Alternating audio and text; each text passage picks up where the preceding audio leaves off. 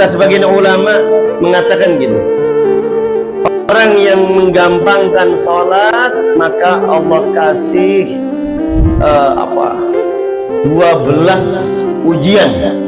Nih, orang yang gampang ninggalin sholat dikasih ujian sama Allah sebanyak 12. Yang 3 diberikan di dunia, yang 3 diberikan ketika mau mati, yang 3 diberikan di dalam kubur, yang 3-nya diberikan di hari kiamat. 3 kali 4 sama dengan 12. Dengerin baik-baik. Yang 3 musibah bagi orang yang gampang ninggalin sholat sama nunda-nunda sholat. 3 musibah yang akan dia terima di dunia. Yang pertama adalah dicabut keberkahan hidup dan hartanya. Makanya lihat, kita punya duit baru megang udah habis baik, orang berasa, iya, nyarinya mah sampai apa? Nyarinya mah sampai empot-empotan kita kerja, baru megang duit udah habis. Itu keberkahannya dicabut, apalagi dipakainya buat macem-macem, misalnya buat ngadu ayam, misalnya buat main judi, misalnya. Ya, kalau kerja capek-capek, duitnya cepat banget habis, mending manfaat.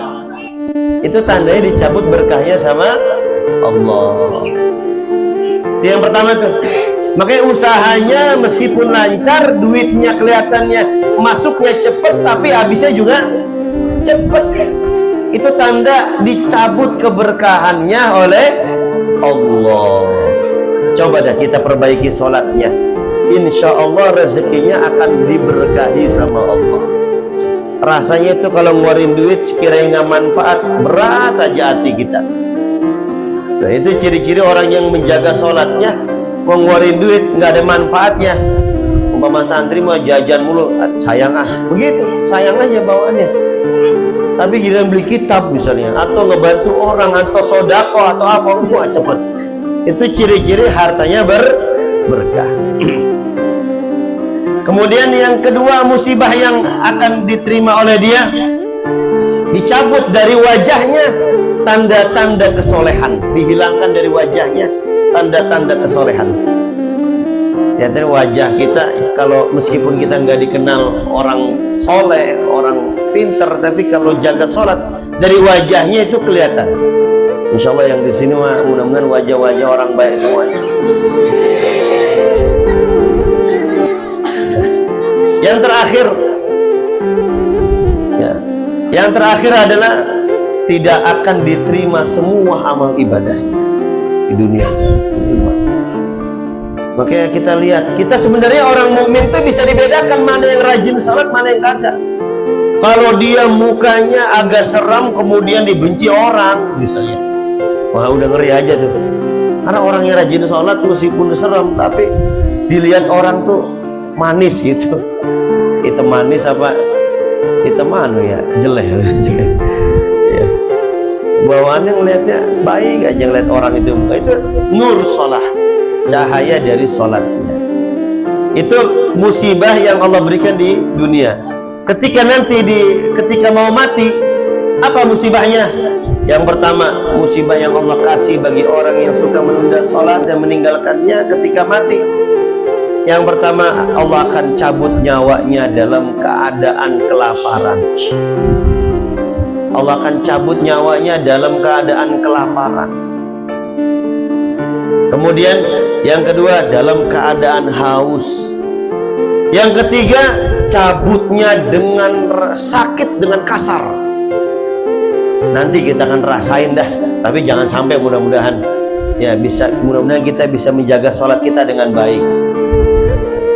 Karena orang yang mau mati itu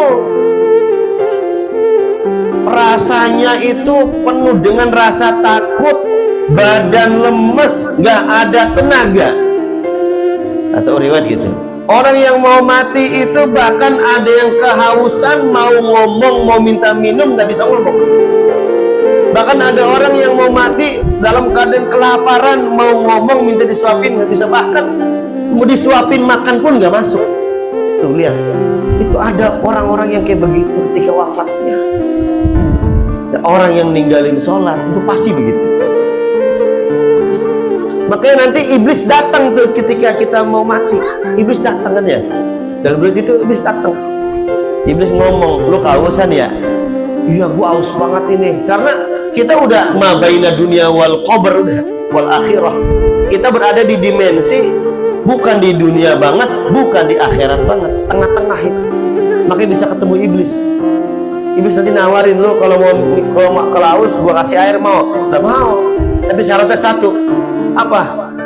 Kamu harus berbuat syirik kepada Allah, katakan bahwa Allah bukan Tuhan kamu. Waduh.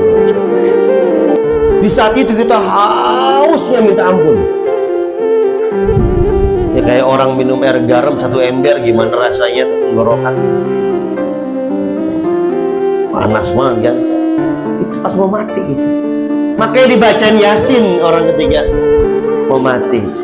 Barangkali dengan Yasin sakaratul mautnya digampangin sama Allah. Tapi nggak semudah itu juga. Tetap kita di dunianya harus baik. Udah mau jadi apa kek, mau jadi tukang apa kek, tetap sholat dijaga. Ngeri soalnya.